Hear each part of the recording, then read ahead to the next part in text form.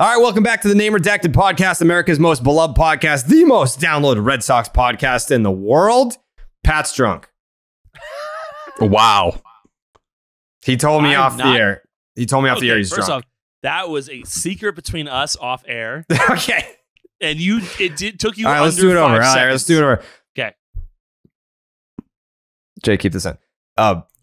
Welcome back to the Name Redacted podcast, America's most beloved podcast, the most downloaded podcast in the world. Pat's here. And he's not drunk. Not drunk at all. Nope. No. I had no alcoholic beverages as per my tweet earlier this evening. And you would never lie to the people. Would never. No. I would never do such a thing. No. Pat's here. Tyler's here. Jake's here. Pete's coming, I think. So here's the deal. Hand up. I recorded Baseball is Dead at like 11 until like 2:30 in the afternoon. And then I slept from 3 p.m. to 7 p.m. So my fucking schedule is all fucked up today. I ordered Taco Bell right before we hit record on this podcast. When the Taco Bell comes, that's when the podcast is over. So we're playing fucking Taco Bell roulette right now. And this is a bonus pod. You already got... this is the third one. Yeah, you already got 2 podcasts this week. This is the third one. Pat is on a heater right now. 5 straight. Actually, I didn't tell you last time because you told me that on the 5th one I'd have to do the amendments.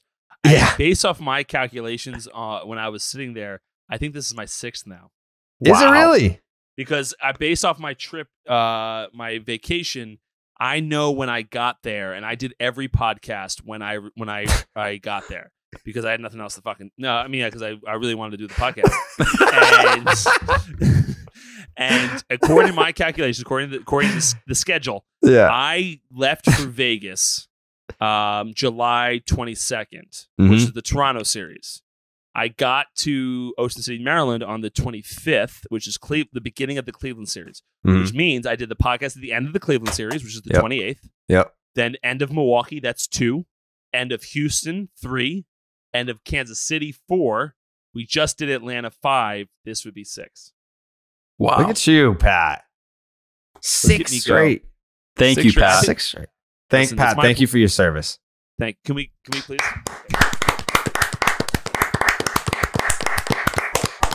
Thank you. 6 straight. Wow. Ovation. Wow.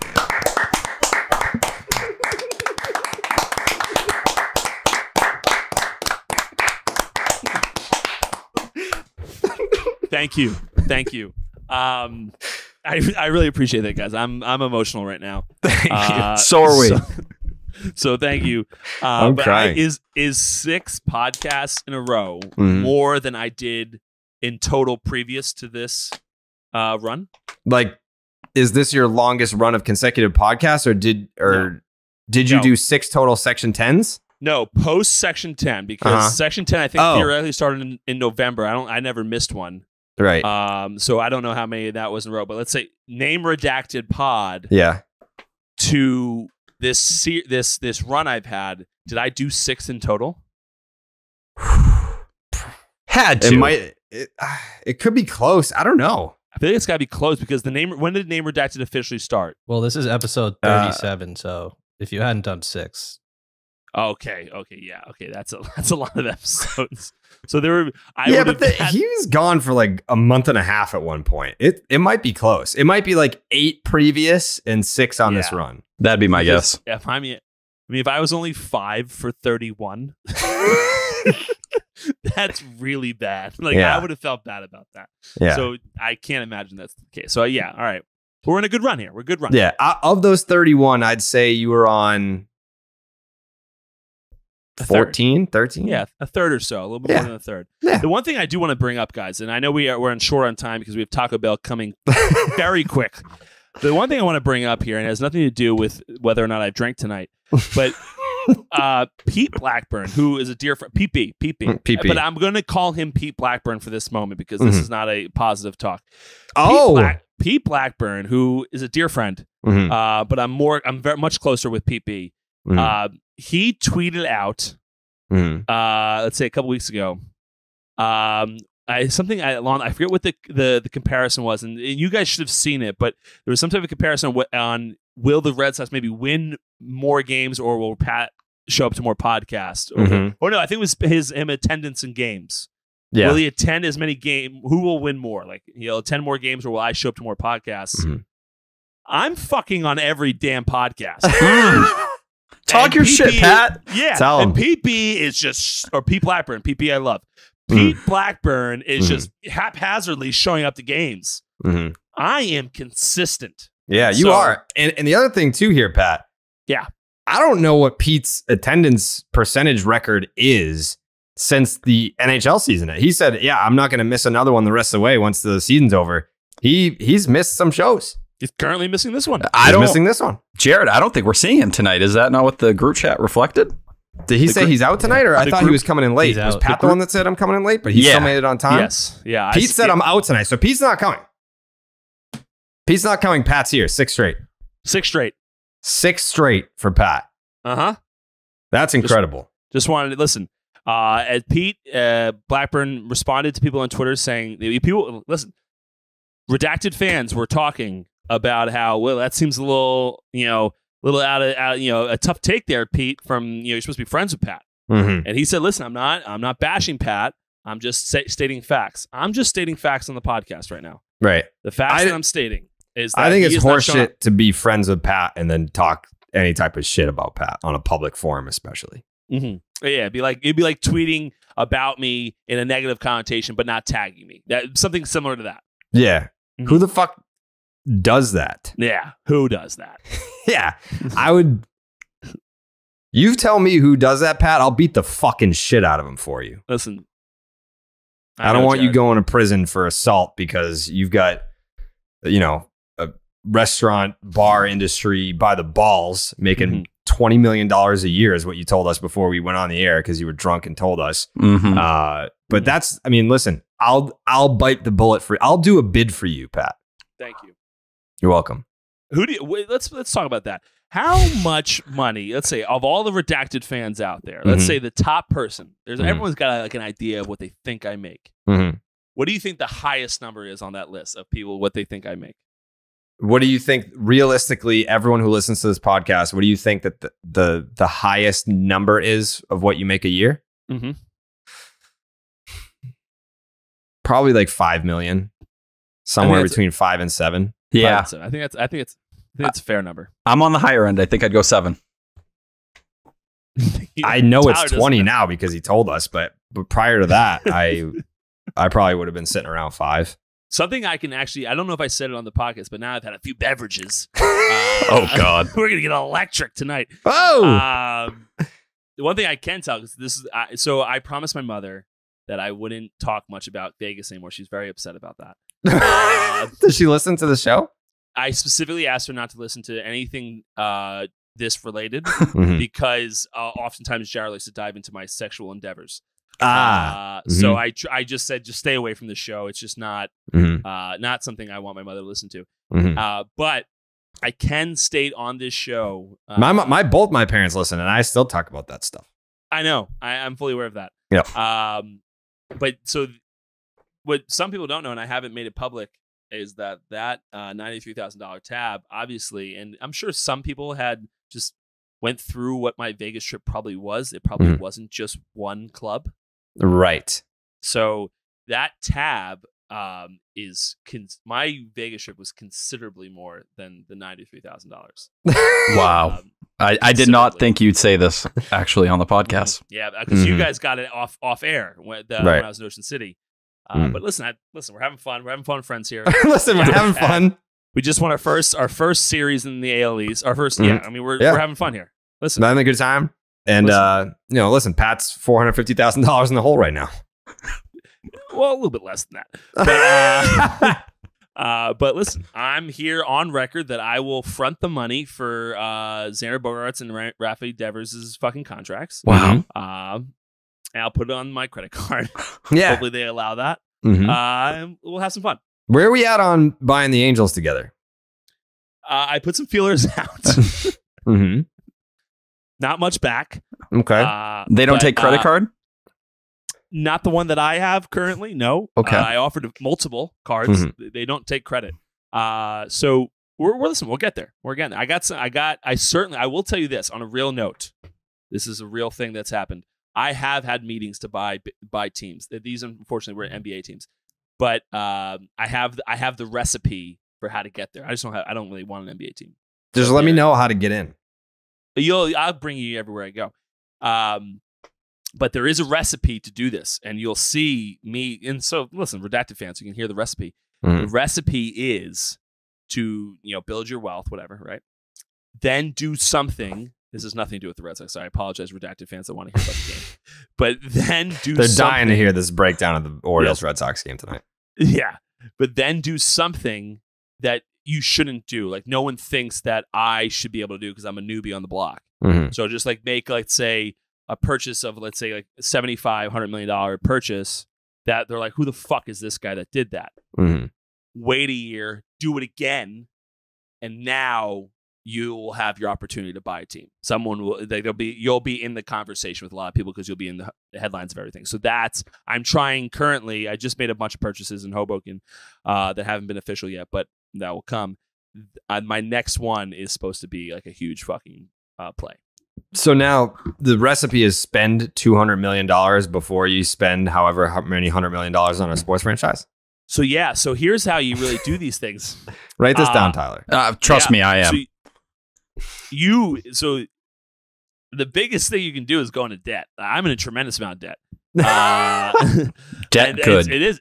Yeah. Like, if you know what you're doing, if you go into $100 million in debt, but you're paying 3% interest on it, but the $100 million you used, I don't know why I'm teaching finance right now, but the $100 million you used to buy, let's say, a group of restaurants, if that $100 million is bringing in more than the 3% that you borrowed it on, you're a net positive. It's good debt. If you were to go, like, credit card debt's fucking atrocious, because if you don't pay your credit card bill, it's like 19% interest. Your jeans you bought at Express are not giving you over 19% right in a year. So that's finance 101. Should I just give you all my money to do stuff with, Pat? No, theoretically you shouldn't have to put up any. But it should be more so you borrow from, like, these big hedge funds. They invest in it on this type. I'm not going to dive more into finance, but they invest in it. They have an X percentage. They finance the rest for you. And then the business, theoretically, like, you buy the Phillies or you buy the Red Sox. The Red Sox, you either be a finance fee of, let's say, $100,000 a month. You'd be paying back to the hedge fund over time. Interesting. All right. That's what so we're like halfway there to buying the Angels, pretty much. Oh, well, we could have the Angels tomorrow if we really wanted them. Yeah. I'm excited. I'm excited for our new business venture. A lot of people have been talking about it. A lot of people want us to buy the Angels. It's huge. Yeah, a lot of people have been saying that. So, I mean, we need to get in while we still have Shohei Ohtani and Mike Trout. Yeah, because we need to have you as president of baseball ops to make some good moves with those guys. Correct. Yeah. Correct. I need to be making those decisions. I don't know of anyone that would be better making Yeah. I'm going to get it done. The Red Sox, they won a series against an American League East team. Oh, guys.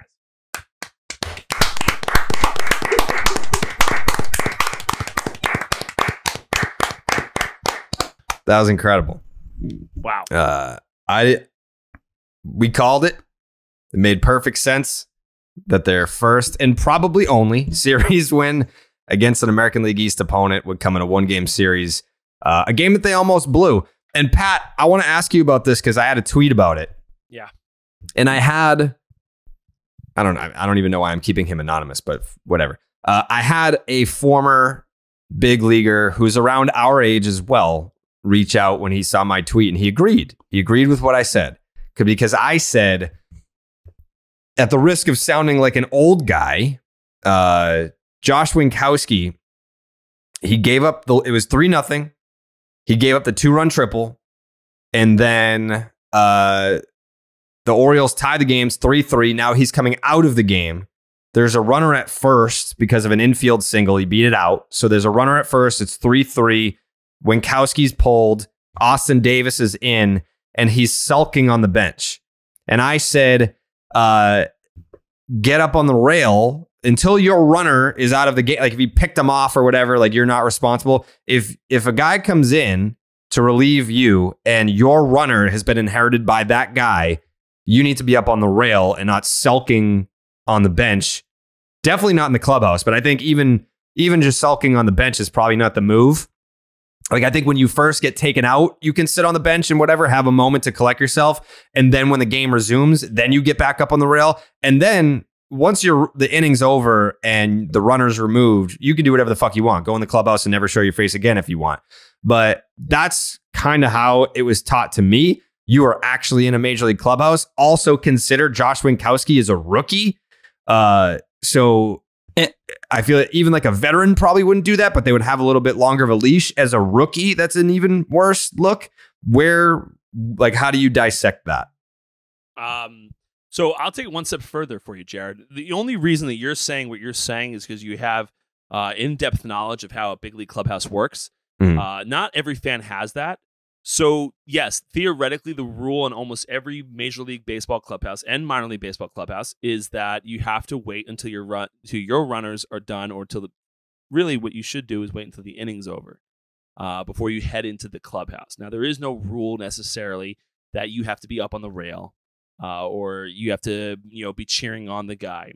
But what it shows is, in my opinion, is your tweet is on point in the sense that what you're showing there is selfishness, because not only is your teammate out there trying to clean up your mess, but I'll know us four hate how they're playing right now and think this team fucking sucks. But you guys are four and a half back from a playoff spot? Correct. 4.5 back from a playoff spot, and you're more concerned with your personal performance than you are with winning a game against an AL East opponent who is competing with you directly and ahead of you in a wild card spot. It is not about you. This is about winning at a high level, especially in Boston. So, although it doesn't matter if your runner's on base if you're not. You got pulled from the game. You didn't particularly pitch the way you'd prefer to, as you see in the sulking. You don't necessarily need to be up on the rail, but you better be fucking standing up and paying attention to the game.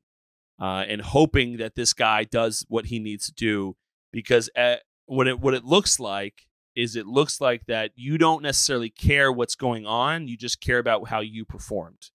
And we all know you're upset. I've been there, but you just can't do those things. It's just not. And again, it goes back to what I've been saying the past couple podcasts. As I don't know who makes the rundowns of these Instagram posts, but Positive Pat's gone. And the reason being are things like this. It's not the markings of a good club. It's not a markings of a club that's cohesive. It's a markings of, like, right now, like if I did that when I pitched against the Angels, like someone's in my ear that I can't do that. I don't know if anyone's in the ear. I'm not in the clubhouse, but like these things don't get lit. These things don't slide when a good club is around, and but it wouldn't slide immediately. Like, right. We're in a playoff hunt and a rookie sitting on the bench. Like, I gotta imagine that Petey's probably playing, but someone there is being like, "Get the fuck up, Rick." Yeah, Rick. Yeah, Rick, David. Someone is like, "Get the hell up!" Like, watch. You got your fucking runner on base. Even if you don't have a runner on base, we're in a fucking wild card hunt right now. No one believes in us. You have to, you can't be worried about your however the guy got on or whatever your performance that you're pissed about. You can't worry about that right now. Worry about that later, once the inning's over, and then you can excuse yourself, go get stretched, go get ice, whatever it is that you do. So it's a horrendous look, but it's a horrendous look to the in-depth fan, which unfortunately, and this is why a lot of people don't succeed in Boston, is that a lot of the fans in Boston are in-depth fans. They're not the casual fan that you see in Minnesota, you see in Milwaukee, you see in these other clubs. So it's not a good look. Yeah.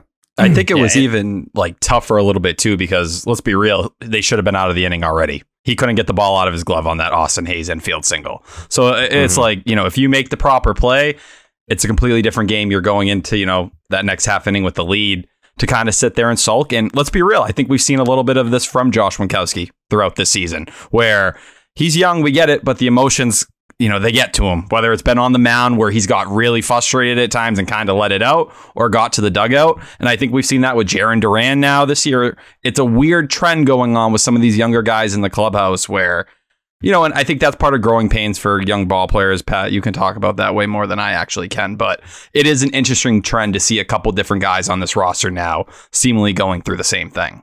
Well, the thing that I want to bring up there that you're right, Tyler, we've seen that several times now. And it's what concerns me in a greater sense of this team is the lack of leadership. And again, I've never spoken a single poor word about Xander Bogaerts because there's not a single poor word I can say about the guy. He's as cool of a fucking dude. I mean, the guy's awesome. There's just no two ways about it. I have nothing bad to say about Xander Bogaerts, but he is a little bit more of a quieter, lead by example type guy. With that being said, in a big league clubhouse, when you have a bunch of egos, and a ton of them, especially in Boston, you need some guys to fucking shove it up people's asses every now and again to get people in check. Like I would never, like I told you, I might as well have been pissing myself the entire time I was sitting next to Dustin Pedroia. Like I wouldn't say fuck anything. I wouldn't do anything. I wouldn't listen to music. I wouldn't do anything. I would just do anything that would make sure I would stay out of that eye. There was no one in the clubhouse right now that I know of that's doing that. And the reason I continue to harp on that is because of things like you said, Tyler, is that we're seeing multiple instances that these things are occurring. It's not just Jarren Duran not running after a fly ball because, Alex Verdugo was far enough away that we think probably at least a half-hearted jog was probably the course, or yelling at fans. We're seeing, Winckowski now sulking on the bench in a situation that's a huge situation for a club that's struggling, like a huge situation. You're seeing this in multiple instances, and it again, if I'm a GM, it looks like lack of leadership to me. Yeah, I think the other thing too, and the former player that I was talking to about this made this point as well. When a team is playing poorly, these are the things that stand out more because you don't like the team when they're losing. So you're just looking for things to hate. And I was like, yeah, you're 100% right. I mean, if the Red Sox are, fucking 5 games up on the top wild card spot, like, am I pointing that out about Winckowski? Probably not. But I think it's the team's play combined with the fact that this is not an isolated incident with Winckowski kind of being a dink a little bit. So I don't know. I mean, he's pitched fine enough, I guess. Like, what's his ERA after this start? It's gotta be what, like low 4s maybe? So it was 4.68 going into this start. It went actually up to 4.69. But if you look at the last 3 starts, it's a 3.45 ERA. He's still not missing enough bats. It's 7 Ks and 15 2/3 over that stretch. So, yeah, he's getting grounders. He's getting by. He got bailed out a couple times. Let's be real. Like Anthony Santander, early in the game, obviously later in the game on the line out to Jarren Duran, gets bailed out a little bit. But, he's getting the job done. He's fine. It's just, he is what he is. It's a back end guy who does not miss a lot of bats. Yeah. Yeah, that's all it is. Also, to Jared's point there, and whoever that you did speak to, they're not wrong, but it doesn't make it better. It's same thing in my business. No one asks questions as long as I'm writing them checks, all my investors checks at the end of the day. And the moment we're not, I remember the first month of the pandemic, I couldn't write everyone checks because we were fucking saving money to hope we could pay rent for the next 4 months. And people all of a sudden want to dive into my books. And I had to go over things with people and okay, what is the uncategorized expenses? And I had to go through each transaction with some of the investors because we're not cutting money anymore. So people want to know the fucking answer. So it's just the same thing in baseball. You just can't get away with this stuff when you're a rookie and you're on a struggling team, specifically in Boston. You're not in Miami. You're not in Arizona.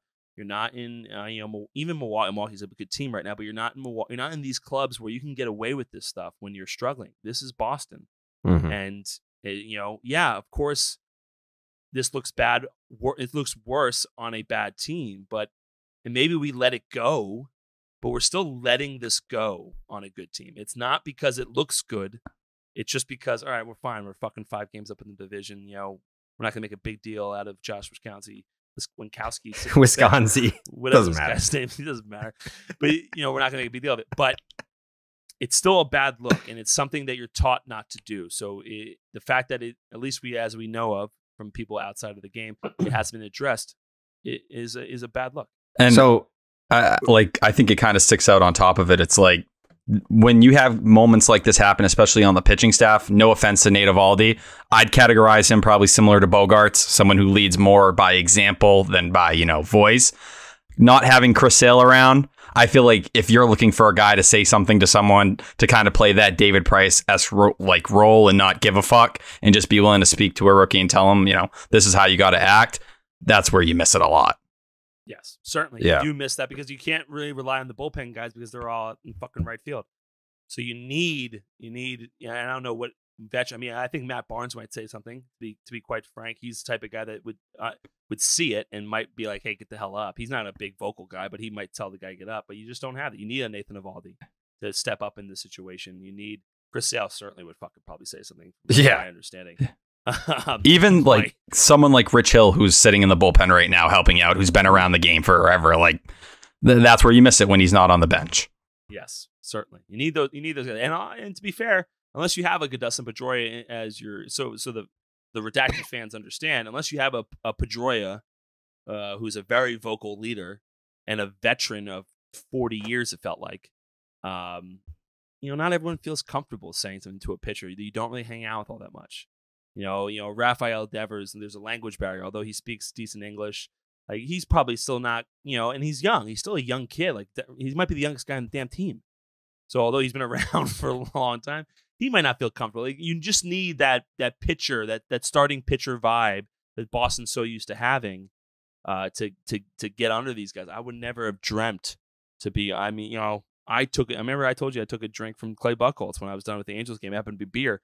I couldn't believe it. But whatever that man was handing me, I was taking, because that's just, I had so much respect for every starting pitcher on that team because, and it goes back to, criticism of Heim and all those guys. It's like, I had Clay Buchholz as the worst starting pitcher on my fucking team when I was in Boston. Like, yeah, he was at the end of his career, but it's still fucking Clay motherfucking Buchholz. And then we have David Price, Rick Porcello, all these fucking guys. It was just, it's just not there in Boston right now. Let me ask you this, Pat, because you mentioned you compared it. I mean, you've played in other markets, but yeah, you mentioned comparing the Boston market to other markets. Is it a good thing or a bad thing that fans expect that much out of you? Like, can that become toxic and exhausting? Or because I think however you answer this, it's not a universal answer or opinion. It's really based on the player. I think that there are guys, and David Ortiz talked about this, but he's David Ortiz. Like, when you have the ability to go out and be a god, I'm sure that it's quite nice to have a fan base that wants you to win every single night and will call you out on certain shit that doesn't fly. But I guess for other players, maybe I don't know, maybe it's just like a generational thing, like the younger generation that needs to be coddled. Like, is it a good thing or a bad thing that the fans are so smart and that you can't get away with literally anything here? It's again, like you said, Jared, it is player by player. So it's like, I think again, I'm going to toot my own horn here, but like, I think I was exceptionally talented physically, but mentally, I just didn't quite have all the I's dotted and T's crossed to be able to compete at the highest level of baseball. I had a little bit of hiccups, and those little bits that guys like Mookie Betts might have, he forgets about them. And he fucking keeps going, and he's fucking amazing. I let them snowball and turn into the end of my career. So, like, it's case by case, and that's why you have to be so careful when you're in Boston, when you're in the Bronx. You got to be so careful with who you sign, because not everyone can handle that type of pressure. It's a lot easier to, I always go back to AJ Burnett in Pittsburgh versus the Bronx. Like, he was a phenomenal pitcher in Pittsburgh. He was terrible in New York. And he's the same fucking guy, but it's different. Like, when you pitch, you're only as good as your last outing in Boston and in New York. That's just the way the world works.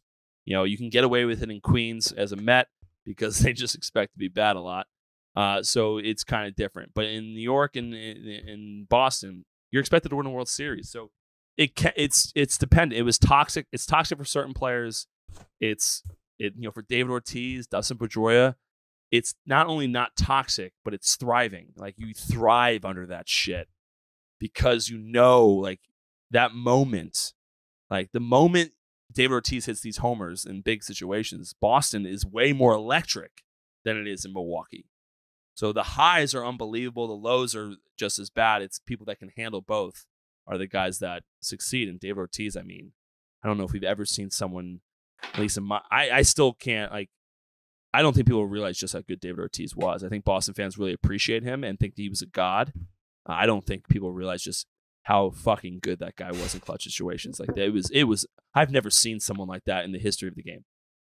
I think he has the highest win probability added for any player in postseason history. It is. As appreciated as that man was in Boston, I think he's still underappreciated. Like, it was unbelievable what that motherfucker did in the batter's box. It's just like there was. I've never seen someone so fucking confident in my life. It's unbelievable what that guy did. It still is. It's still mind-boggling to me. So here's the deal. My Taco Bell's here, but I'm not done with this conversation. So I'm going to go down and get my Taco Bell. And when we come back, Pat Light gives you Pat's picks, his top 5 amendments. That plus reaction to tonight's game. We're going to hand out some ketchup and we're going to look ahead. This is one of the best bonus pods of all time. And I'm going to have my Taco Bell during the podcast. We'll be right back.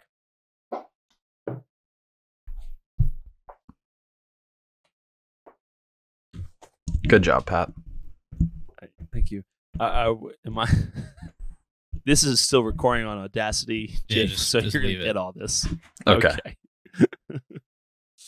Perfect. So let me look at these damn Sam amendments. Anyone have any ideas of what amendments I should take out? Some of these are pretty lengthy. I couldn't even tell you one of them. I don't know any of them.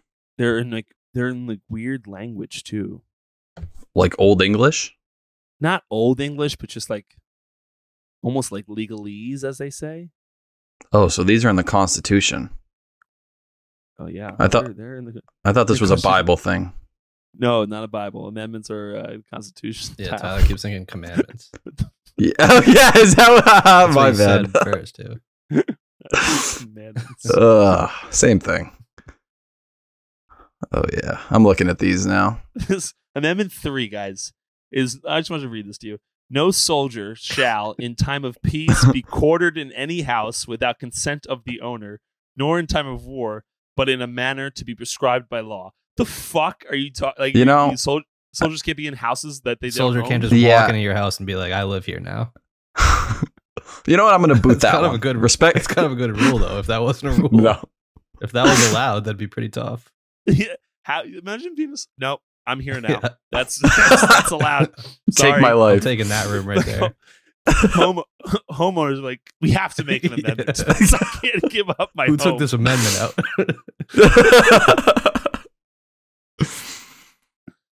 Oh my goodness. Amendments. I want you guys to know this is without a doubt my least favorite segment.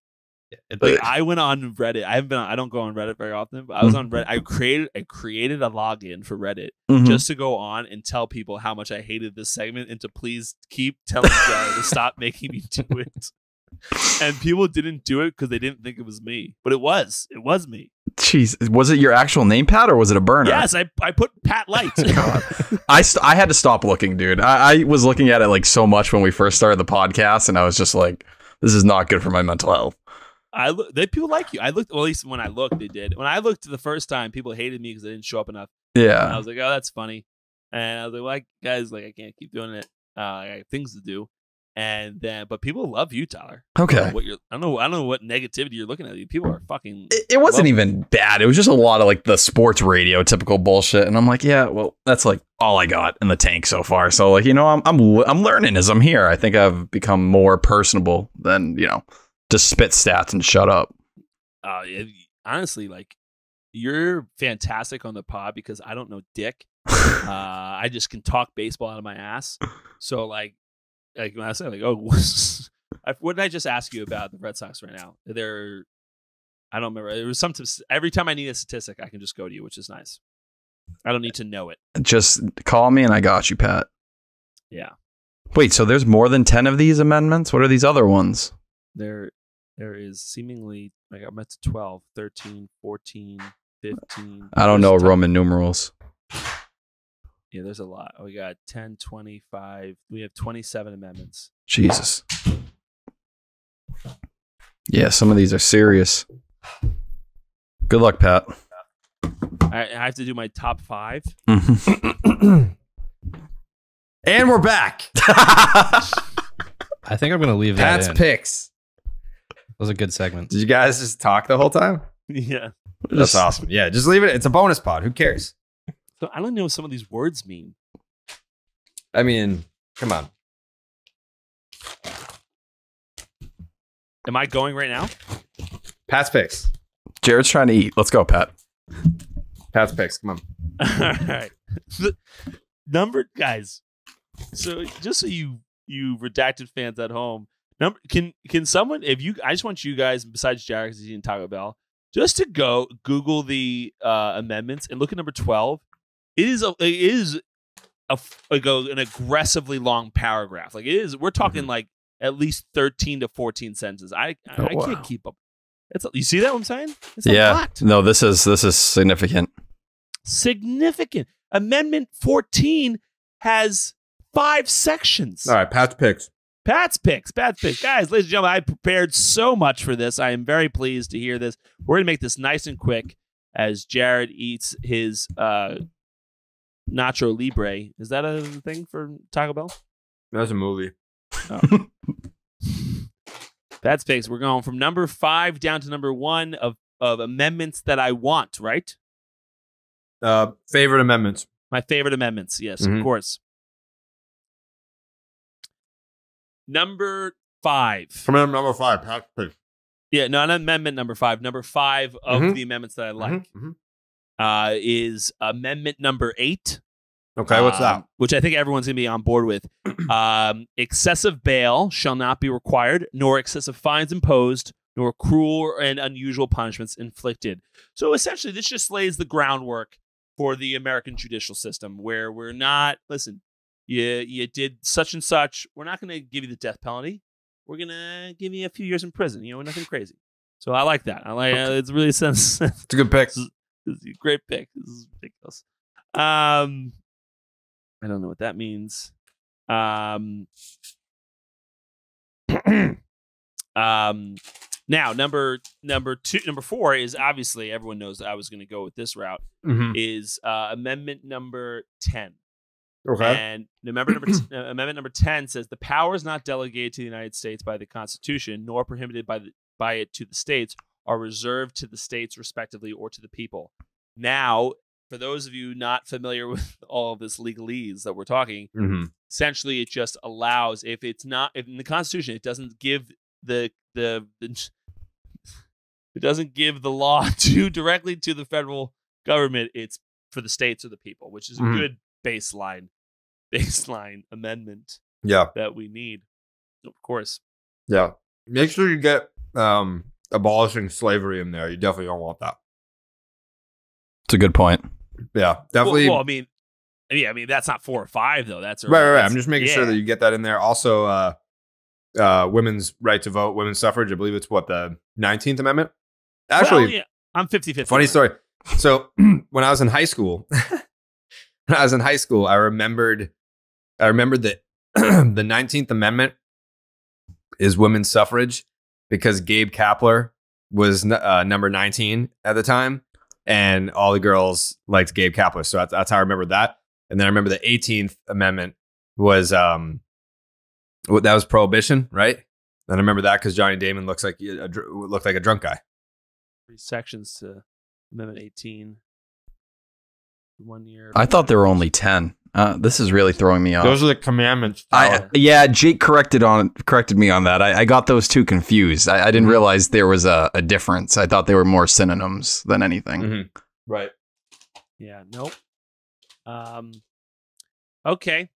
Well, funny you mentioned that, Jared, because number 3 is amendment number 19. Women's suffrage. Yeah. Women's suffrage, of course. Good pick. It's a good pick, dude. Yeah. Obviously, we want women voting on things. And so, yeah, the right of citizens of the United States to vote shall not be denied or abridged by the United States or by any state on account of sex. Congress shall have power to enforce this article by appropriate legislation. So that's number 3. Everyone, it's a phenomenal pick. Jared, let's test you because I know the answer, but let's test you. Which one is slavery? I don't know what number it is. Oh, wow. I just know it's on there. Very, very important amendment. So I'm just hoping it makes the list. That's all. Of course. Listen. We all have an idea of what will make the list. We're at number 2. We're at number 2. God, I really gotta make sure I do this right. These are some important things in here. We're gonna put number 2.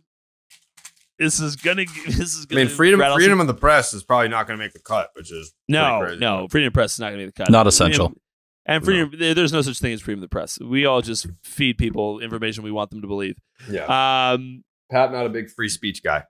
No, I'm a big free speech guy, but it's just nonsense. Like, the press just says random things and makes you believe. I feel like I should call Coley for the rest of this, so hold on. Okay. That's perfect. Pat, just real quick, please don't forget number 3. I know we spoke about that while Jared was gone. Yeah, that's number 1. Okay. Yeah. Obviously. We don't want that. Shit. Just very important to me. Yeah, I know. That's why I'm going to ruffle some feathers here. Slavery's going to be behind that. Do what you have to do. Thank you. Is this not connected? Did I fuck that up? Now it is. Yeah, we don't. All right, now it's connected. Coley? Hello. Can you guys hear him? We can hear him. Can Coley hear us? Yeah. Right? Can you hear them? Now I can, yeah. All right. Hi, Coley. Hello. We're in the middle of Pat's picks right now, and he's doing the top 5 amendments. Should I run he's through them gonna for Coley? be what? Should I run through the top 3 that I've done so far? Yes, please. Oh God, I shouldn't have suggested that. I don't remember what I did. No way. Well, number 3 was women's suffrage. We want them voting, obviously. Them.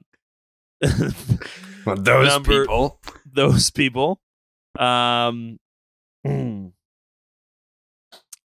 continue. I'll be right back. Okay. I was confused as to what you were doing. Death penalty. Yes, I just don't remember which number that was. Oh, no, number 5 was excessive bail in foes. That's the same thing. Coley, number 5, my favorite amendment is amendment number 8. Excessive bail should not be required, nor excessive fines imposed, nor cruel and unusual punishments inflicted. I don't, whatever, the punishment fits the crime, right, Coley? I know you're a big fan of that. Does anyone know what my 4th one was? This is a really bad look, Pat. You don't remember either, so you're not paying attention. I'm not the one making the list. I didn't even know what amendment was 5 minutes ago, okay? That's true. All right, Coley, we're moving on. I got the top 2 amendments, Coley, and I think you're going to be excited about them. First off, how you been, Coley? I'm doing just well, Patrick. How are you? I'm good. It's been too long that we've had the opportunity to speak to each other, so I'm happy to hear from you. Have you been doing the podcast more because you're financially destitute after what happened in Vegas? Nope. Good. Okay, good. I'm just a pal looking out for you. That's all. Yeah, listen, we've been pals for a long time, Coley, and I appreciate that. You've always looked out for me, regardless of what happens in Las Vegas. But I'm here for the people. Yeah. Yeah. So, number 2, which everyone's excited about, which I just had up. Sorry, I just got to bring up. I mean, you should know it by heart. You've had 3 months to prepare. Repeat that? What's up? Jesus Christ, where is this damn post? Oh, well, number 2 is the slavery one. Oh, here it is. Here. Amendment 13. That's 2? Yes, wait till you hear number 1. Stay tuned. Neither slavery nor involuntary servitude, except as this is aggressive. except as a punishment for crime whereof the party shall have been duly convicted, shall exist within the United States or any place subject to their jurisdiction. Section 2 of this amendment, Congress shall have the power to enforce this article by appropriate legislation. This was passed by Congress January 31st, 1865, ratified December 6th, 1865, and there's a note here. A portion of Article 4 or of 9, Section 2 of the Constitution was superseded by the 13th Amendment, which this is the 13th Amendment. So that's number 2.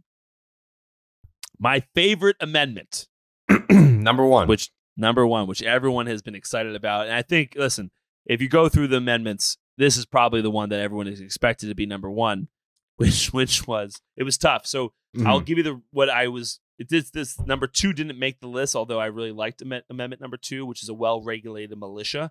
I always think that we need one of those. We always need a good militia. So I think that was something that I really wanted to have on board, but just didn't make the cut. Number 3, though, no soldier shall, in time of peace, be quartered in any house without the consent of the owner, nor in time of war, but in a manner to be prescribed by law. So what this essentially talks about, this was a real problem back in the 1830s. I feel like slavery clear is harder than this one, but let him finish, please. Let him finish. Go ahead. So you would think that, and that's what a lot of people don't understand is back in the 1830s, late 1820s, soldiers, when they were in war or in peace, would just run into people's houses and take them over, and say, "Well, I'm a soldier," and that was a real problem. We had. You were talking about. Is that what that Eminem song was about? Yeah, Eminem song, Slim Shady. Pat, what year? What year did you just say? 1830. In the ballpark of the 1830s, for sure. And I just want to double check. During this time, when this was a big problem, your number 2, that wasn't until 1865. Did I hear that correct? According to the list, yeah. Yeah. Okay. Okay. So I still would argue in 1830 this was not the biggest problem. Coley, you're breaking up. I can't. We can't hear you. I think the soundboard's messing up. Coley, we're really happy to have you, man. Thank you for coming on. We'll be in touch soon. Coley, Mick, everyone. I'm looking forward to, because there was a part of the 13th Amendment that I don't think I was privy to. It's one of those things I think people are like, "Yep, no slavery, bad," and they just didn't read it. There was a part at the end there that I think, like, I can already see the dominoes falling, where it was like, yeah, Congress can actually enslave people if they want. Still, according to what Pat just said. And I feel like I can just see the box of worms opening during the times we're in. I think we can all agree times are happening. I think Pat may have just brought back slavery. That's true. That's true. You should make it number 1, Pat. You should do a little flip flop. Also, freedom of the press, freedom of speech didn't make the cut. No. You don't understand, Jared. And this guy's got like the fucking freedom of vacuum designing on here. You don't understand the problems that were happening back in the 1830s when soldiers was running into people's houses and taking them over. Imagine being in your home right now, Jared. Yeah. And a soldier being like, "Hey, I'm a soldier. My house now." That would piss me off for sure. You'd be homeless. You'd be homeless. And when you're homeless, freedom of press is meaningless to you. You got to have a home to receive, because the Boston Herald doesn't just send you a post on the corner of the street. They got to have an address. The house is the foundation of society. The house is the foundation, the American dream. However, Coley brings up a good point, and the point that he brings up. Which one was that? That theoretically, according to this hrlibrary.umn.edu. My favorite website. It's a great website. According to what he's saying, theoretically, he's not wrong. According to this amendment and how it's written, if Jared were to commit a crime, it would appear as though the judge can impose slavery to the person that he committed the crime against based off the amendment. Because again, I'll read it again. Neither slavery nor involuntary servitude, except as a punishment for crime, whereof the party shall have been duly convicted, which we all know that's American justice system, which never gets anything wrong, shall exist within the United States. So you can't be a slave or be in involuntary servitude, but unless you commit a crime and the judge convicts you, he can make you a slave in this day and age, theoretically, unless this is not up to date. But this is Coley Mick's favorite website, so I can't imagine this not being up to date. I mean, can they change the amendments? No, right? Well, that's what the word amendment means. Yeah. You can amend the amendments? Yeah. Yeah. Okay. So right now, under the law, like if I stole Coley's car, the judge could make me a Coley's slave? Well, theoretically speaking, according to the amendments, one of the amendments that I put in the list, which is why I put in the list, Jared, right, was there is no such thing as an excessive punishment. That's Amendment 8. Got it. So the punishment would have to fit the crime. Otherwise, it breaks Amendment 8. But it is ridiculous that we're talking about this. But Amendment 13, right? Yeah, Amendment 13. As long as you were to do something that a punishment by the judge could give you slavery if he thought it fit the crime. Damn. Yeah. So that'd be a tough sentence. That would be tough. Yeah. I wonder when the last time a judge imposed that as the punishment. I bet it's been a while. I feel like someone's been waiting. That's like when Belichick remembers a Navy in like 1931. And he waits until he's down like 21 in a big game to break it out. That's what some judge out there is sitting on. He's like, yeah, I've got the big S in my back pocket. I've been waiting to slam on someone unsuspecting. Yeah. I'm excited about that. We also, by the way, thank you, Pat's Picks. Good job. That's Pat's Picks. But I just want to give a quick thing. I just did a quick Google search. As of June 24th, 2020, CNN put out an article.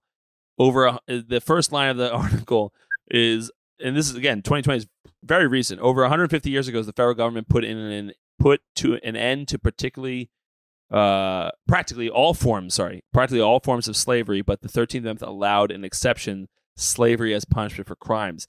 They haven't been able, as of this time in Ohio, to get rid of that part of the amendment. So as early as June 24th or as late as June 24th, 2020 in Ohio, that's still allowed. Oh, interesting. Don't move to Ohio, folks. Yeah, don't move to be a slave. That means someone's been like really arguing. Like, listen, all I'm saying is we just want it as an option. We can't. Let's not act too rash. All right. So next week, Pat's Picks top 5 aquariums. Wait, top 5 aquariums. Pat's Picks next week. Yeah. Well, everyone knows I have those, but isn't it every 6th episode that I show up to? No. Okay. No, it's not. All right. The Red Sox won a series, which means that we got to give away the Klark's Ketchup Series MVP. Coley, we would have called you right now, but I feel like I could not have where the direction of Pat's Picks was going. I feel like for safety, I needed you to be present. Yeah, I agree. Just incredible. He was like, yeah, slavery was fine to get rid of, I guess, but it wasn't number one. Right, it wasn't number one. Yeah, this is coming from the guy who had the vacuum on the top inventions prior to 1950 and left off an abundance of incredibly important things. Yeah, TV was like 10, vacuum was 9. I think that was the thing. No, vacuum. Yeah. Vacuum was ahead. Yeah, I think vacuum, because that was back when it was Pat's 12 pack. So I think the vacuum, like you had the pen and the pencil separately. Of course. You know what he didn't have on best inventions? The abolition of slavery. So that didn't crack the top 12. That did not crack. Yeah. I mean, this was a big time redemption Pat's picks for you. We did, Coley, unfortunately. Yeah. Coley, great to hear from you, man. Coley, everyone. It was really good to have him on the pod. You act like I'm the one who forced you to put the abolition of slavery second. I didn't do that. I had no say in that. I have text chats from you stating, in all caps from Coley, I love slavery. Wow. That's damning if true. You heard it. You heard it here first, folks. Would definitely be a tough look. That's that would be a tough look. Incredibly People damning. forget I moonlight as a governor in Ohio.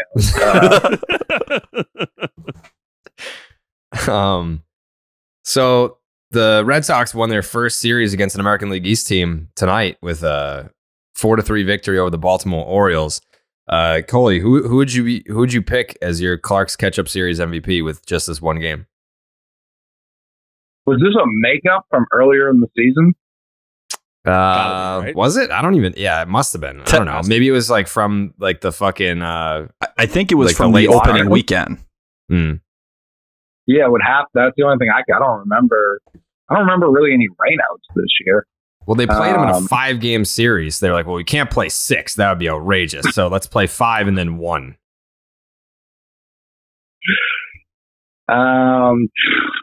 It's tough. Xander scored a run, drove in a run. Tommy Pham's the best player in baseball. Schreiber put his dick on the mound for 2 innings. I feel like that needs to be acknowledged. But I feel like the baseman in baseball coming back from just a horrific knee injury. It kind of Kirk Gibson-esque when you really break down what Hosmer did tonight. So yeah, I'm going to give it to Pham.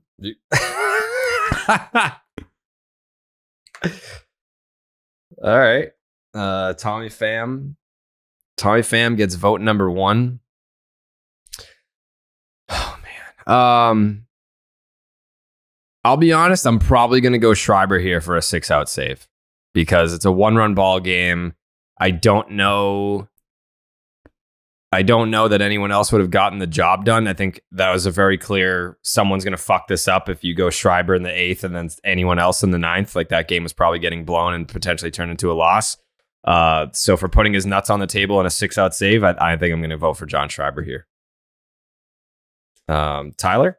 Yeah, I got to go Schreiber as well. Ooh, okay. Have to. 4th save of the season. He's down to a 1.80 ERA. And after watching whether it was Darwinzon Hernandez attempt to play baseball, the last couple of weeks or so, don't need that. Ryan Brazier, Caleb Ort, whatever it is, Tanner Houck down. Garrett Whitlock not available. Thank you, John Schreiber. Jake? I was pumped because I thought Coley was going Hosmer, but in classic Coley fashion, he went Pham.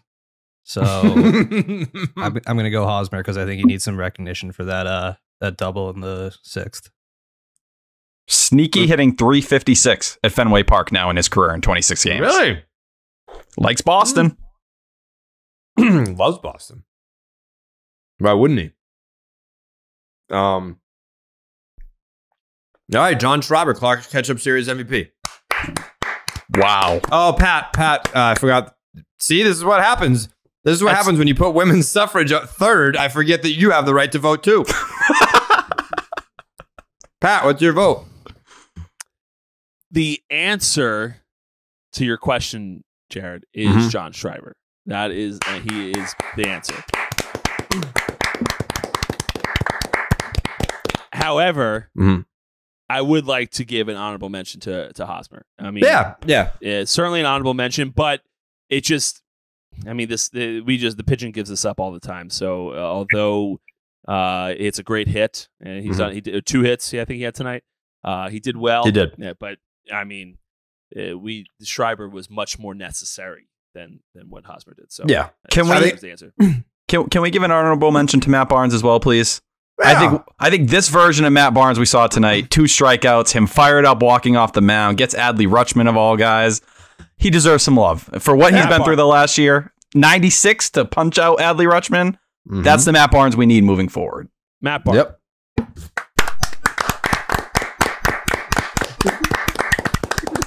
Is Coley clapping? You clapping, Coley? No. No. Why not? I'm thrilled Matt Barnes can strike out rookies. That's big. Whoa! Wow. That's Adley huge. Rutschman already leads the fucking Orioles in wins above replacement. He got called up in late May. The season fucking started in May. I don't know. What does that mean? No, Coley, that's a bad take. Listen, Adley Rutschman's good. Really good. Very good. I can't be like, congrats to Matt Barnes for striking out the rookie. Like, and not even the rookie of the year. Like, what are we All I doing? heard was Coley say, congrats to Matt Barnes. That's it.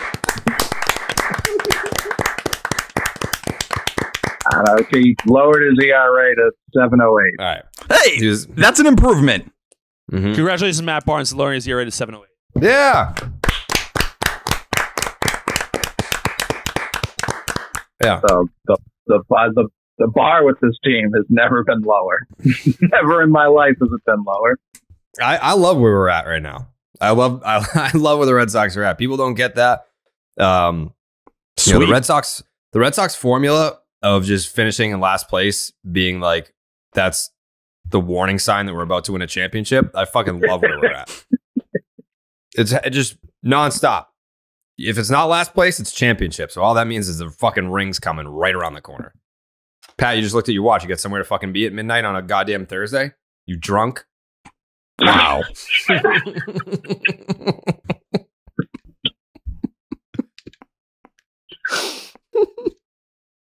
Jared, I don't, want to throw you under the bus or anything, but we talked at the beginning of this podcast about saying nice things about your friend, and yeah, but like, listen, we're not even. It's been maybe 50 minutes.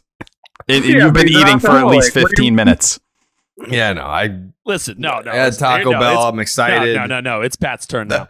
So So I fucking come on this damn podcast. Mm-hmm. All right.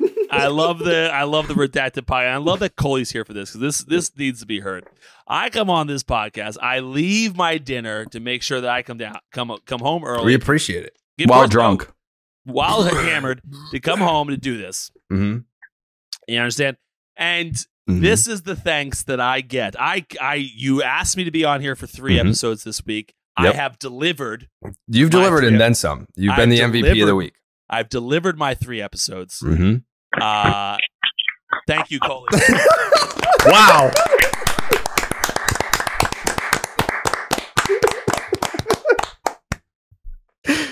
And this is the thanks I get, Jared. Pat, let me just sit here and tell you right now, I've never been more proud of you, more thankful to call you a friend, a co-host, a mentor, a business partner. And listen, if there's anyone else in this world, I would prefer to row upstream in this thing we call life. It would be Coley, but after that, it would be you. Mm-hmm. Mm-hmm.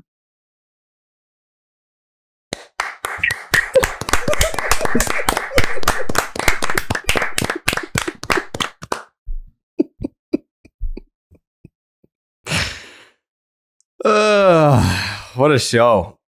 What a show. Coley, you have any you got any takes? Adley Rutschman, literally, no one gave up a hit to Adley Rutschman today. We're giving this guy fucking, I don't know what's going on here. Like, I mean, what's he hitting on the year? 250.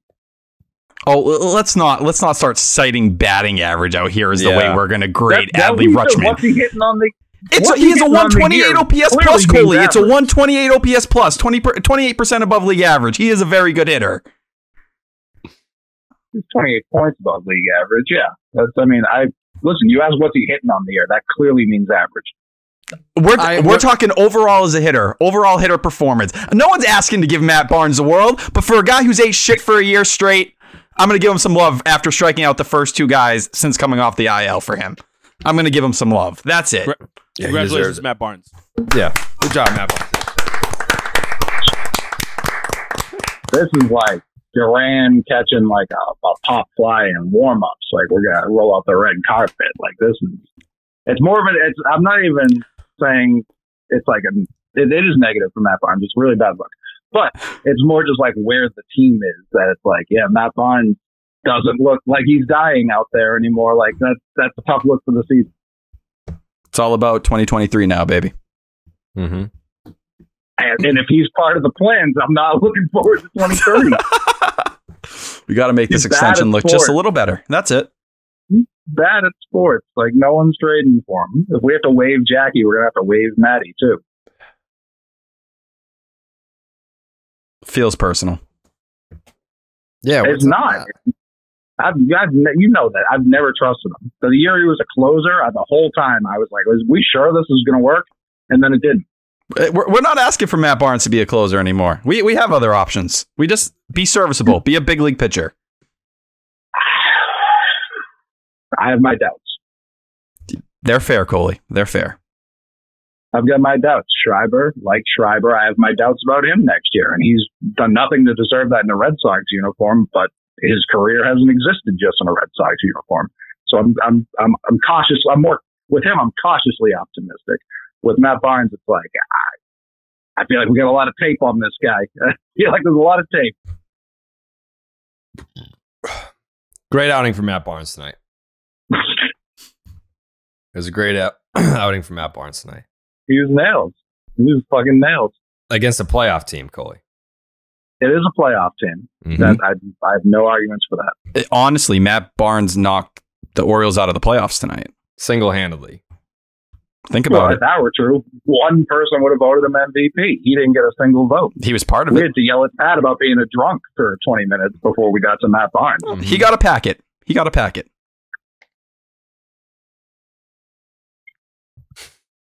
I just want to say that I agree with Coley that it was unnecessary to yell at me for being a drunk until we got to Matt Barnes. So thank you, Coley.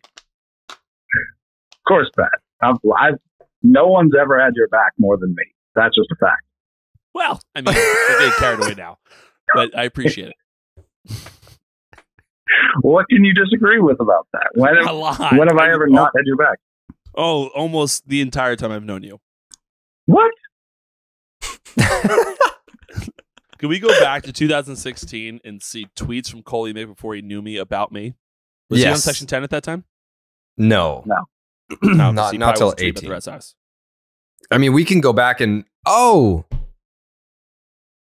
all right, next week. This is a bonus pod, Coley. This is we've already, because it was a 1-game series, we promised we would do a bonus pod just for this 1-game series, and because we weren't gonna not give out Klark's Ketchup MVP. But there is, and I know how to do it. It's difficult to explain, but I know how to do it. We're gonna go back and look at the tweets that Pat got the night that he pitched against the Angels and gave up 23 runs. First off, there's two things here. There's only 7. Didn't love the laugh. Yes. And 2, I'm not 20. I didn't give up all the runs. No, but like it felt like it. Oh, believe me, I know. I was there.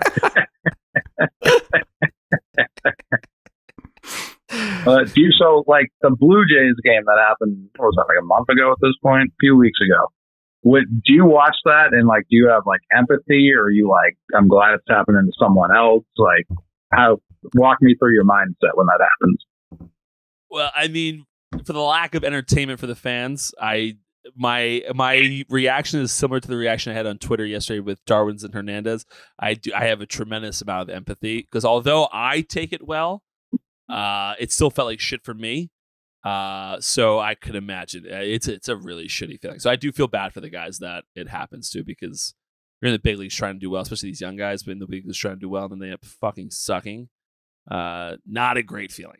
Yeah. I mean, we're probably like a month-ish removed from that game. So it's not that far.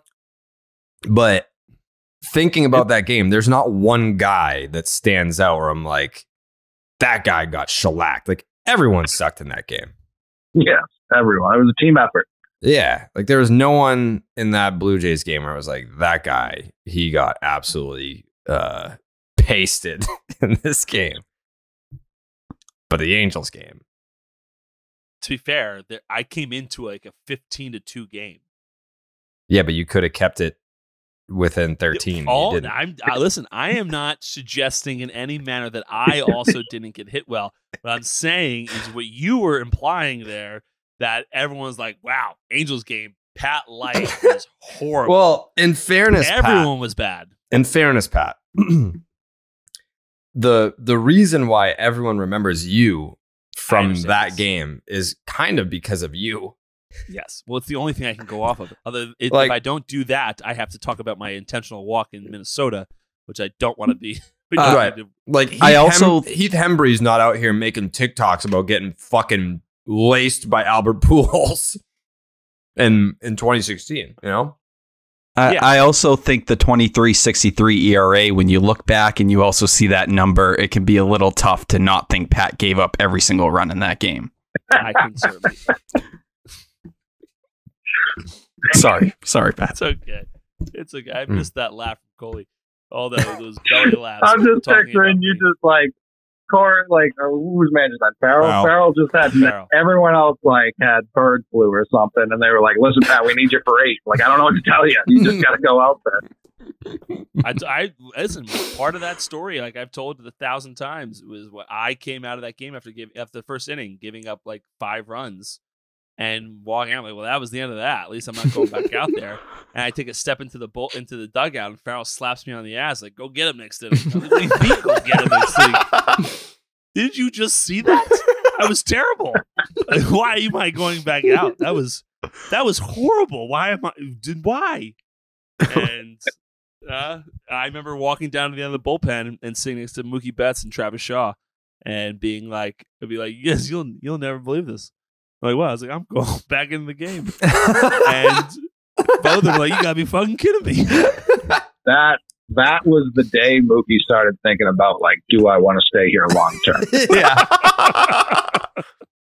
Yeah. That was the beginning of the end right there.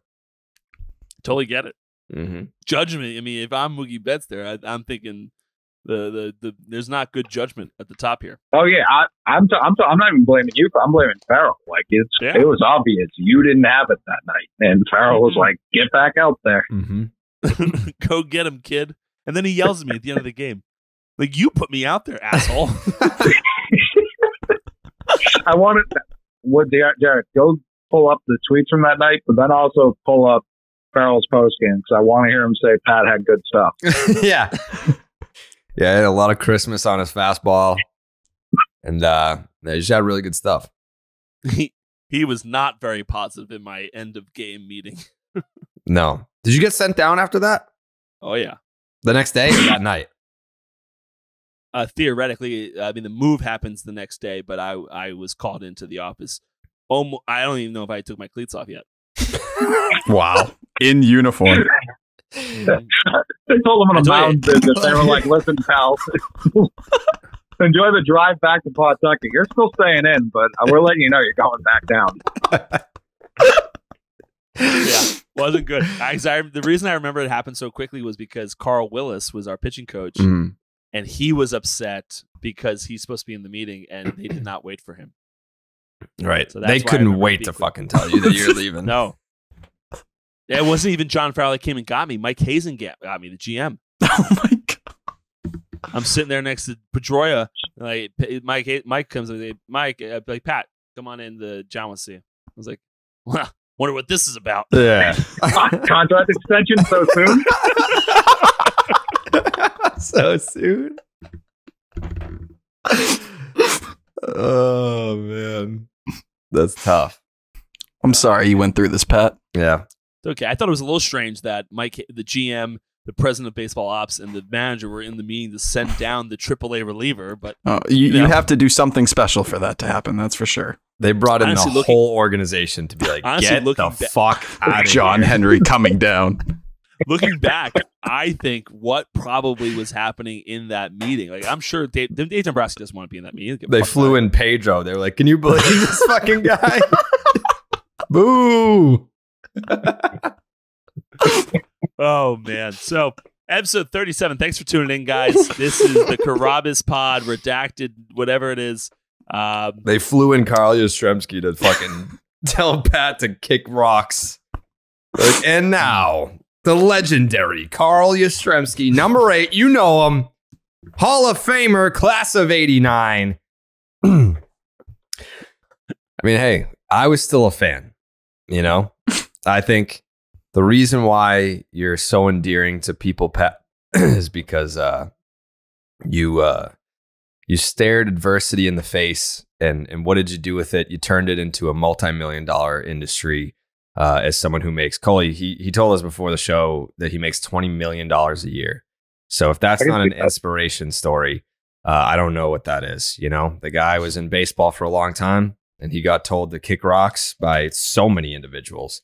But then he became a multi-millionaire in the service industry. So yeah, the part of the conversation where this always ends up that Pat conveniently forgets every time. Like, I give him so much credit. There's people who like go crawl in a hole and never like had like technically better careers than Pat. And they're like so embarrassed they never even think about it or like talk to people about it again. And Pat sits here from me and like Jared, like just people who never even came close. Like, we got told by a guy who worked like at a Chevy dealership that we weren't good enough to keep playing. Pat got at least told by like one of the 3 most important organizations in baseball, like, yeah, no, you're going to go play for the Twins. That's what we're going to do for you. mm-hmm. Worst things have happened. Worst things have happened, yes. Like slavery, which Pat doesn't think was that bad. Right. No, I think number 2. Number 2. I just don't want soldiers coming in, taking people's homes. Mm-hmm. That's all. Thank you for standing up for us. Wait, like if a soldier, let's walk through this right now. Let's say a soldier knocks on your door tonight, Pat. What are you going to cite the amendment that he can't come in? What are you going to do? I'm 100%. Amendment number. Hold on. Amendment. I would 100% immediately incite amendment number 4. 3. Amendment number 3. Amendment number 3. Yeah, 100%. I'd print it out for him. I'd give him a printout as well, and I'd highlight. And so then when he just like kind of walks past you, and lays down on your couch, doesn't even take his boots off, like, you're gonna call the cops? Oh yeah, 100%. I'm gonna, when they come, I say, guys, I have someone in here that is breaking amendment number 3, and then I would tell them what the amendment is, just so they're aware. And then I would I would print out multiple copies just in case multiple cops showed up. I'd hand it to everyone as a handout. I think it's great. So I already see the headlines, like former Red Sox pitcher calls police on troops. Well, if they came and tried to take my home, it's just quartered. Like, he's just going to sleep there for a while. Pat doesn't support the troops? Not in Hoboken. What do they do? They don't need quartering here. Yet. There's a Marriott down the street. Get him a room. It's fine. Listen, I'm sure you got plenty of credits in like the Win out in Vegas. They can stay there. That's true. Oh, man. Yeah, it was a fun trip. Coley, we missed you out there. They always miss me out there. I've never been. Probably never will. Maybe one day. Interesting. All right. Great stuff. Stop and Shop Look Ahead. Stop and Shop Look Ahead is brought to you by Stop and Shop, Coley. Did you know that? The shop? The big shop. That's right. Stop and Shop. Look ahead. Did I even get the fucking Stop and Shop Look Ahead? What's today? The 12th? Yeah, playing the Yankees. They are playing the Yankees. Yeah. Yeah, I feel like you're doing something this weekend. Yeah, they're gonna win Sunday. They're gonna win Sunday, or they're gonna lose in aggressive fashion. Yeah. Aggressive. Friday night, Domingo Germán versus Nathan Eovaldi. Saturday, Frankie Montas versus Cutter Crawford. And then Sunday, Jameson Taillon, who I fucking hate, is getting the start on my night. And they haven't even named a starter yet for the Red Sox. It'll be Michael Wacha making his return to the Red Sox. Ooh, the return of Wacha. Wacha comes back on Sunday for, I talked to Coley about this, I think yesterday or the day before. So the throwing out the first pitch thing is for Goslings. And they made me a baseball jersey. And Coley was like, is Carrabis on the back or is Rocket on the back? And I was like, I don't remember what I told them. They asked me which one I wanted, and I don't remember what I said that day. So I don't know what the jersey's going to look like. Pat, do you have any advice for me for Sunday? We're throwing out the first pitch? Throwing out the first pitch, yeah. No, don't do. I've given out first pitch advice several times. Mm-hmm. And the advice I always give, it's very on brand for me, is don't do your best Pat Light impression and you'll be fine. Right. I mean, I think what I'm probably going to end up doing is just wearing spikes and just fucking chew up the rubber out there and just really just throw a pitch. Like if it's a first pitch, it's a first pitch. Like don't put me in a position to where I have to wear sneakers on the mound. And then now, what if I sail one wide right? It's because I'm not used to pitching with sneakers on. If you ruin the mound, I'm not going to ruin it. I know how to make a mound. I would make the holes where they're supposed to be. Yeah, but you don't have. It won't be the same holes as the guy that's pitching. Who cares if it's Taillon? But what it's about also Michael Wacha? And he has an injury history. Me and Wacha talk about what we like on the mound. You didn't talk about this. Yeah, we got similar hole preferences. Mm-hmm. If you wear spikes, Have to. What am I supposed to do, dude? It's a first pitch. yeah, but do what everyone else has done in the history of time when they throw in first pitches, which is wear shoes. Spikes. I got to do it. Full spikes. Full uni. Okay, Well, if you're wearing baseball spikes, fans. yeah, you got to be full uni if you're doing spikes. Yeah, of course. Yeah, I can't wear fucking jeans out there. Now, are you doing high socks or nice pants down? I wear high socks in the outfield, low pants when I pitch. Gotcha. Yeah. I was the opposite. Who the fuck wears high socks when they pitch? Actually, this will surprise you. The local Little Leagues didn't have pants long enough for a young McMahon. So I needed as full range of extension as possible when I was on the mound. Right. a lot of people wore high socks when they pitched to make them look taller. Really? More menacing, yeah. Because if it's just like kind of blends in, it doesn't quite look as big. If you like Chris Sale in like high socks, the guys always look bigger. I'm gonna start wearing high socks like to the bar.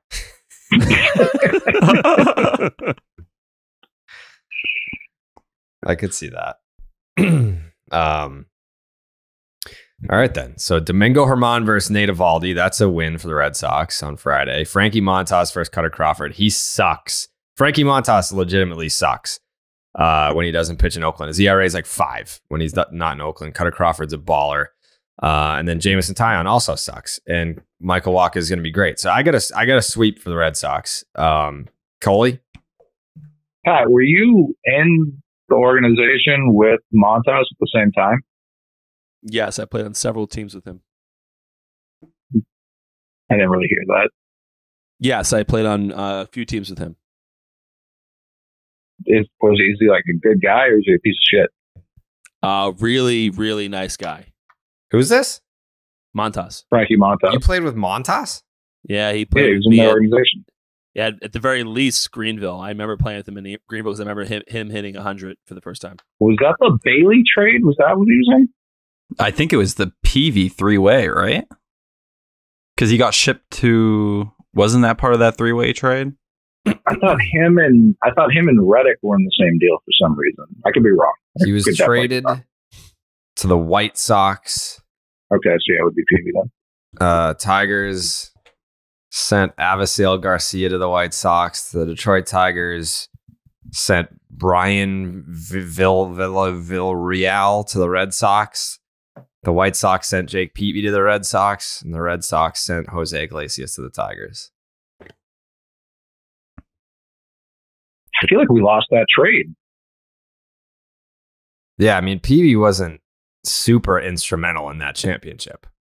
No, he ate up innings, but like that's like talking about Matt Barnes' performance tonight. It's not that nice. Like Jake Peavy, He did buy a duck boat, though. yeah, he did buy a duck boat. Yeah, he loved it here. He just really didn't contribute. yeah, he was definitely there. Jake Peavy Like the White with the Sox Red cleaned Sox. up in that deal. That was a great deal for the White Sox. He had a 4 ERA with the Red Sox. Well, that's not as bad as I remember. And then the year after, he really sucked for the Red Sox. He also brought Heath Hembry here when he got shipped to San Francisco. That's right.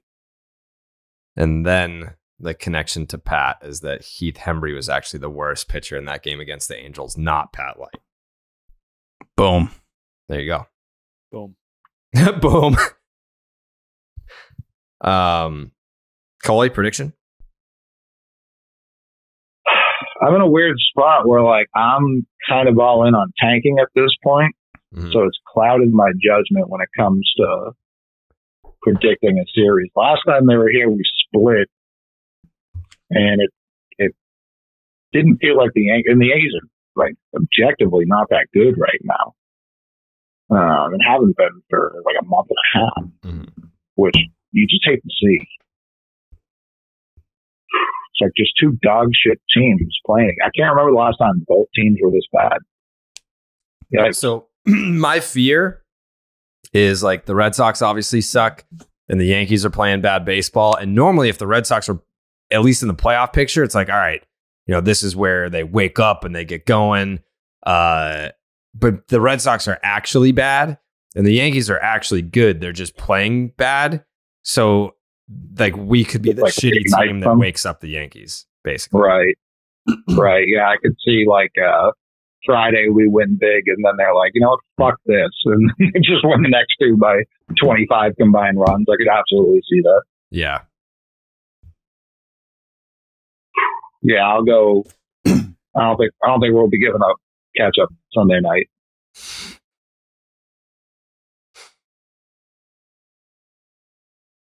What's your pick?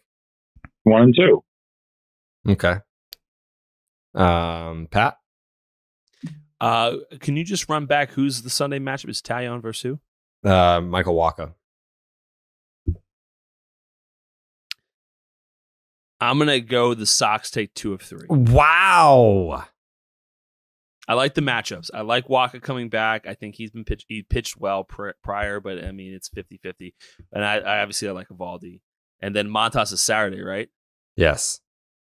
And Montas as a teammate, I remember, I don't know. I haven't really followed his career, but I never really thought he was like, everyone used to think like the running thing with Montas was that he threw the easiest 100, like the easiest to hit 100 that anyone's ever seen. Like he always seemed to find barrels. So if we don't win one of those, the Friday or Sunday game, I think we have a chance to still sneak one out on Saturday. So I give us a good chance at win 2 or 3. Okay. Frankie Montas, his ERA is over 6 when he doesn't pitch in Oakland. So Are they playing this game in Oakland? no. That's unfortunate. Yeah. Great news for us. Yeah. ERA is 6.11 when he doesn't pitch in Oakland this year. So it's not what you're looking for. It's not what you're looking for out of a guy that you just traded a bunch of prospects for to essentially be your ace, because Garrett Cole sucks too. That's why they're hiding him in this series, because they don't want to ruin his confidence. Tyler. Yeah, I kind of been where Coley's been with the negativity. But I'm going to go 2 out of 3 this series. I'll be honest. Now, I'm going 2 out of 3 here, but it's because you have the Pirates coming up next, and I fully expect something terrible to happen against Pittsburgh.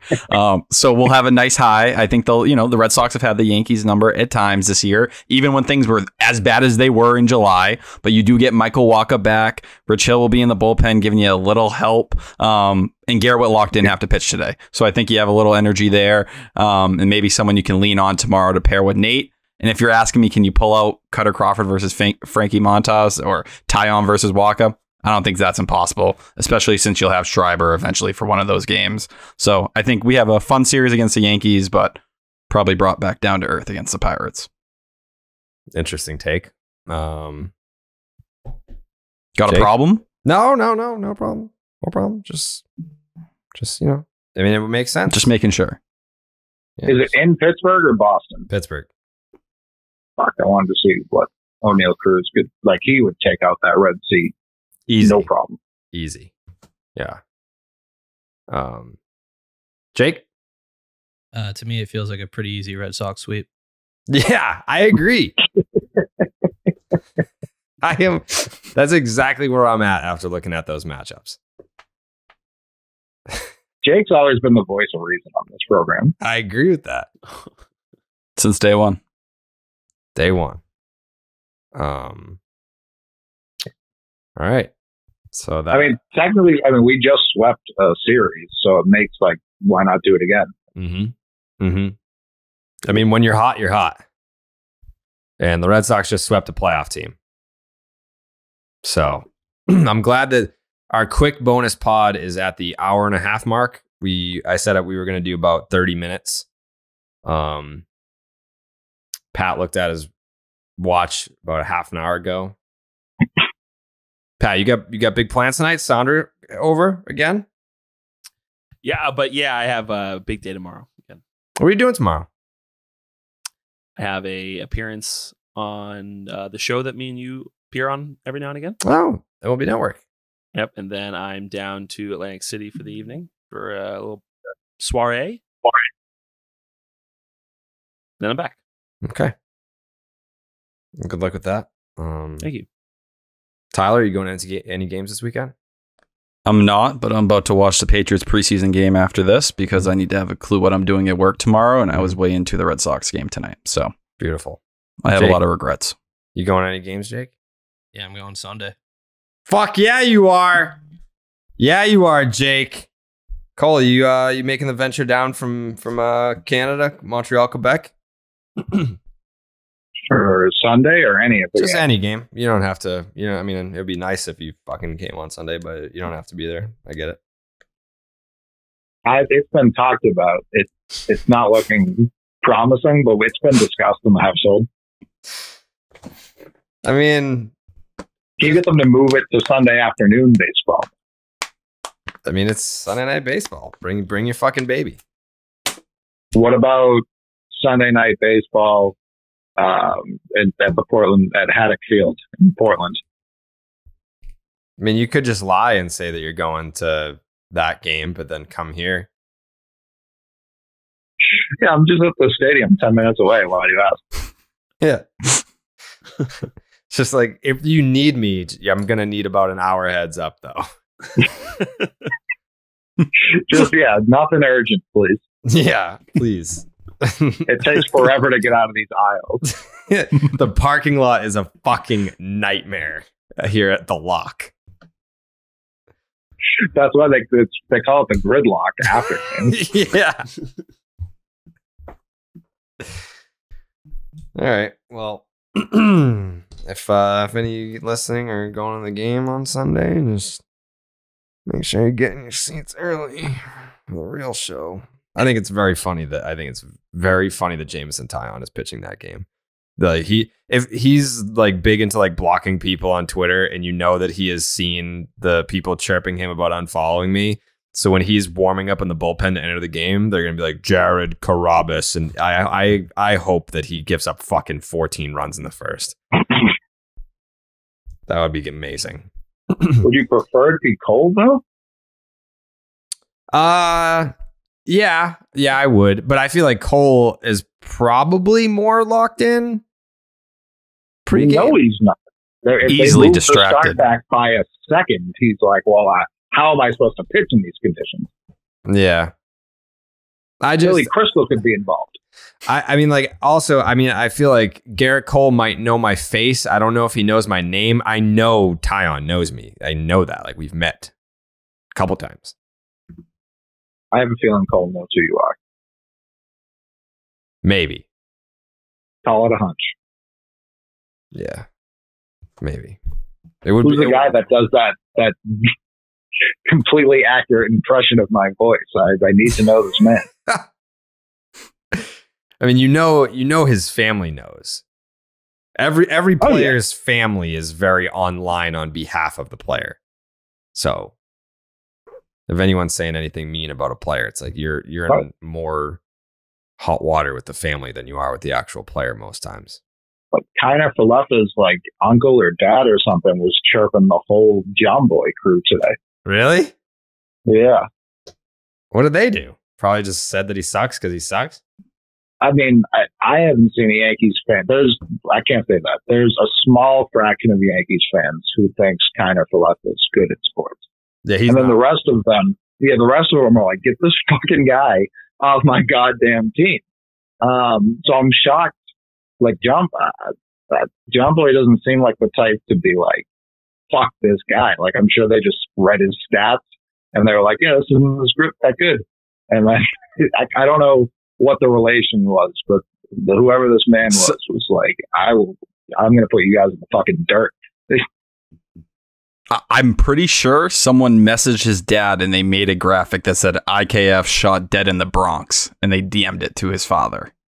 Wait, what? Well, that would change things slightly.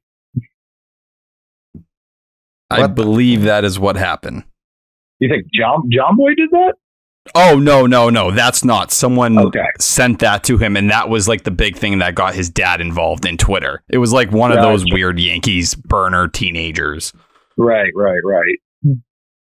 But I think people who have been crapping on IKF in general try to throw it and say, well, you guys turned it into this, which obviously that's quite a fall.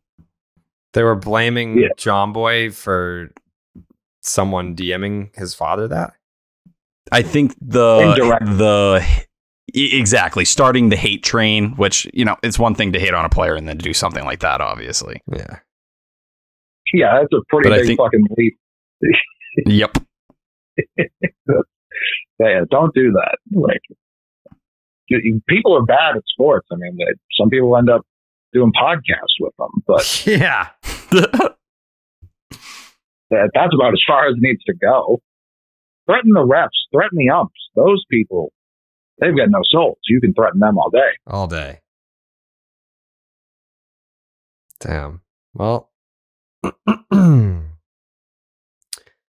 yeah, don't threaten people. Be kind to people. No. Like Pat. Pat's the kindest guy that I know.